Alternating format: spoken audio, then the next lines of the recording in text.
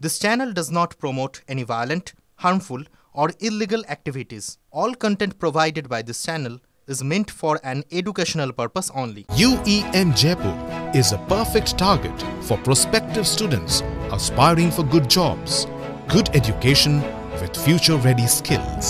গেরুয়া শিবিরের উদ্যোগে রাজ্য জুড়ে কয়েক হাজার মিছিল আর শুধুমাত্র কলকাতাতে ৮০টি শোভাযাত্রা। সুকান্ত মজুমদার থেকে শুভেন্দু অধিকারী, দিলীপ ঘোষরা প্রত্যেকে আজ পথে নামছেন। সেই সমস্ত ছবি আপনাদের সামনে তুলে ধরবো। পিছিয়ে নেই তৃণমূলও, জেলায় জেলায় নানা কর্মসূচি তৃণমূল নেতাদের। রাজ্য জুড়ে বিভিন্ন প্রান্তের ছবি দেখাচ্ছি। এই মুহূর্তে হাওড়া এবং মেদিনীপুরের ছবি দেখাবো। হাওড়া থেকে রয়েছেন আমার সহকর্মী সুব্রত এবং নন্দীগ্রাম, যেখানে আজ শিলান্যাস রয়েছে রাম মন্দিরে। যে মন্দির তৈরি হওয়ার আগে কিন্তু রাজনৈতিকভাবে ধর্মযুদ্ধ শুরু হয়ে গিয়েছে, সেই জায়গার ছবিও আপনাদের সামনে তুলে ধরবো।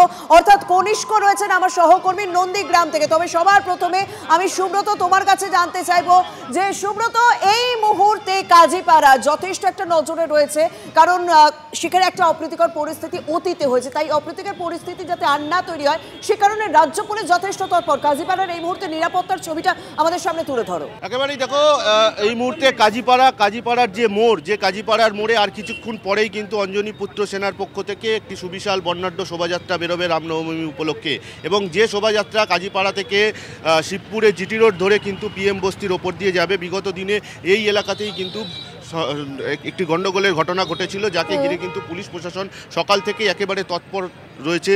এবং হাওড়া সিটি পুলিশের যিনি নগরপাল অর্থাৎ প্রবীণ ত্রিপাঠী, তিনি কিন্তু ফোর্স নিয়ে কিন্তু সম্পূর্ণ এলাকা সরজমিনে ঘুরে দেখছেন। এই মুহূর্তে আমি আমার ক্যামেরা পার্সন মাখনদাকে বলবো একবার সেই ছবিটা দেখাতে।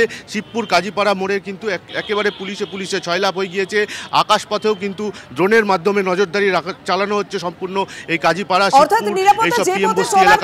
ঠিক সেই পথে চলছে। সকাল ৯টা বেজে গিয়েছে, আমরা কাজীপাড়ার ছবি আপনাদের সামনে তুলে ধরলাম এবং কাজীপাড়ায় আমরা দেখলাম যে পুলিশের তৎপরতা ইতিমধ্যে যথেষ্ট জোরদার রয়েছে। তবে নন্দীগ্রামের দিকে নজর রাখতে হবে, কারণ নন্দীগ্রামে রাম মন্দিরের শিলান্যাস, সেখানকার নিরাপত্তা এবং সেখানকার সার্বিক তৎপরতার ছবি তুলে ধরবেন আমার সহকর্মী কনিষ্ক। সেখানকার ছবি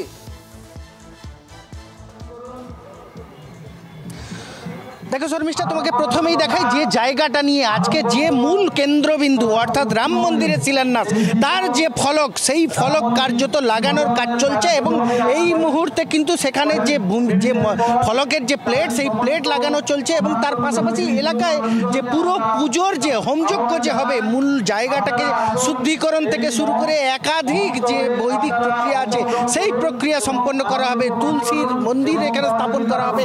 তার পাশাপাশি পুরো জায়গাটাকে এলাকায় যে বিরোধী দলনেতা শুভেন্দু অধিকারী বিগত দিনে তিনি দাবি করেছিলেন, ফলে এই জায়গাটা তার, ফলে এই জায়গাতেই তিনি মন্দির স্থাপন করবেন।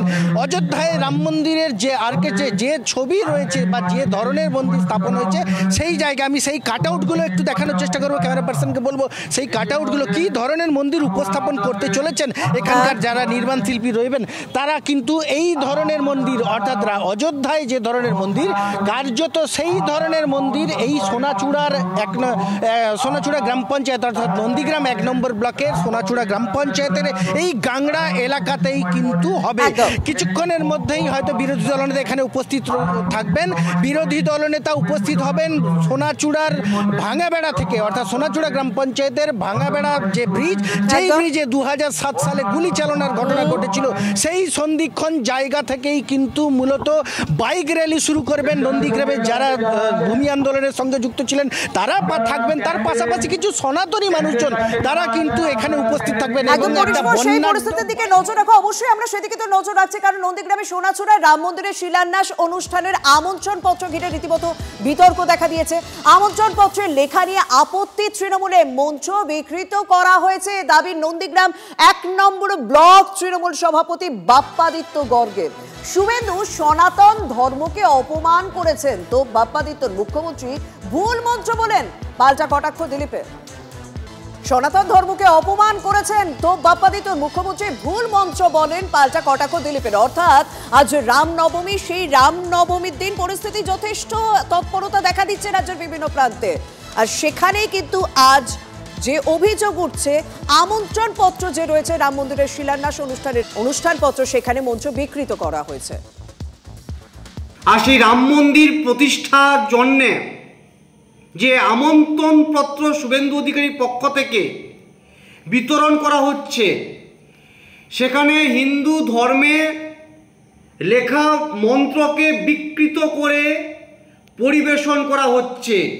যদা যদা হি ধর্মস্য গ্লানি ভবতি ভারত অভ্যুত্থানম অধর্মস্য, কিন্তু শুভেন্দু অধিকারী লিখলেন অভ্যুত্থানম ধর্মস্য। হিন্দু ধর্মের এই পবিত্র মন্ত্রকে অপবিত্র এবং বিকৃত করবার অধিকার আপনাকে কে দিয়েছে? তৃণমূল লোকেরা মন্ত্র কবে জানলো? মুখ্যমন্ত্রী মন্ত্র বলেন সব ভুলভাল, তারা পুজোও জানে না, তারা ঈদ মহরম জানে না। এই টিএমসির লোকেরা সমাজ বিরোধী, আধার্মিক, দুর্নীতিগ্রস্ত। এরা ঈদকে অপবিত্র করে, এরা রামনবমী দুর্গাপূজাকে অপবিত্র করে। এদের ধর্ম নিয়ে কথা বলার কোনো অধিকার নেই।